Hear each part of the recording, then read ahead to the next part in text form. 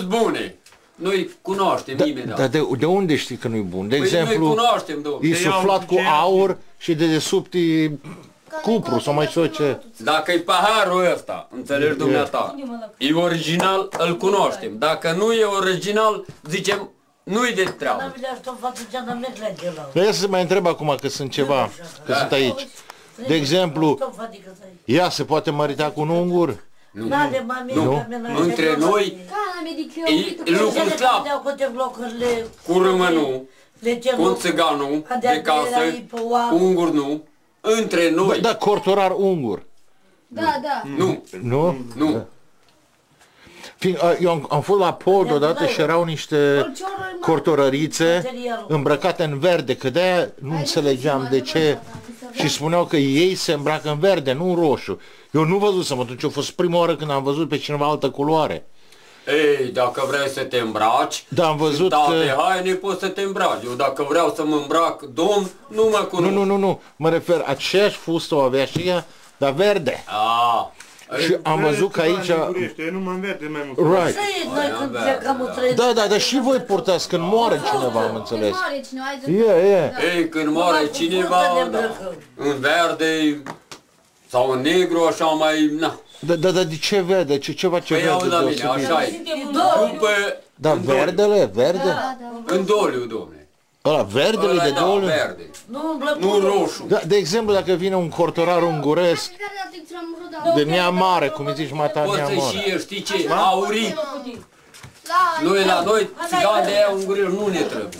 Noi tot din nația noastră. Da, voi ce nație vă considerați? Noi?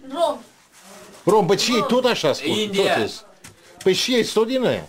Aia așa zic. De ei vorbesc ungurești, că am auzit cum vorbesc.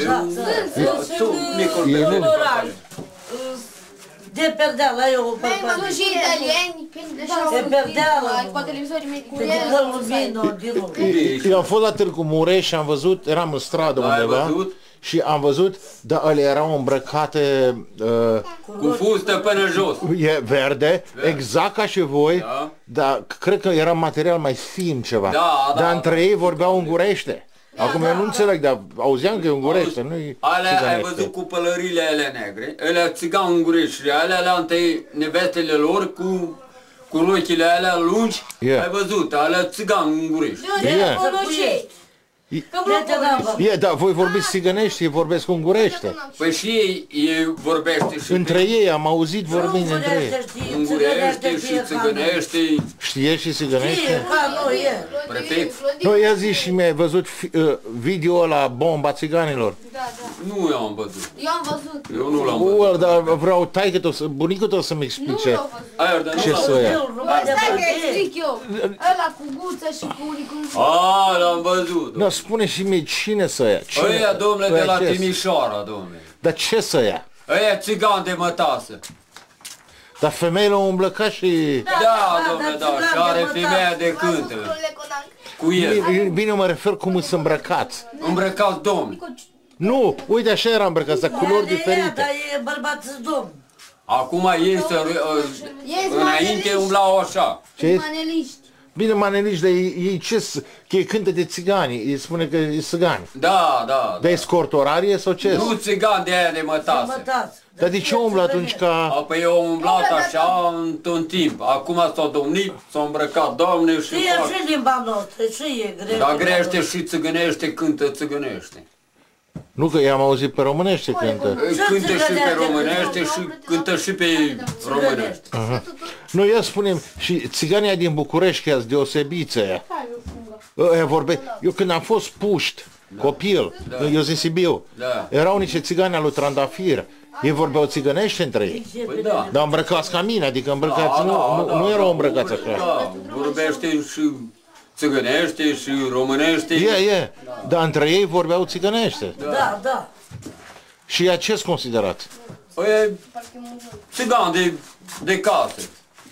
Și atunci ei de ce vorbeau același limbă cu voi? E din Timișoara, nu acum după Revoluție. După Revoluție, înțelegi dumneata, ei acum au început cu cântecile ăștia și s-au dus. Dar voi cum îi considerați pe ei? Ce considerați pe ei? Noi nu-i considerăm nimic. Noi nu avem treabă cu ei.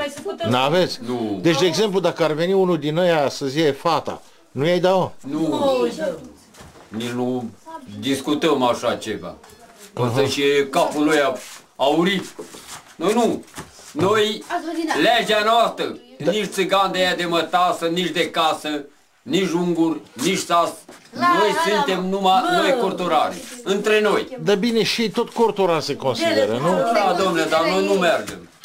Nația noastră, acesta. Dar spunem ce înseamnă, când spui dacă Mai și ea vinează se... și pe alții mâine. Nu, povestește omul ăsta și...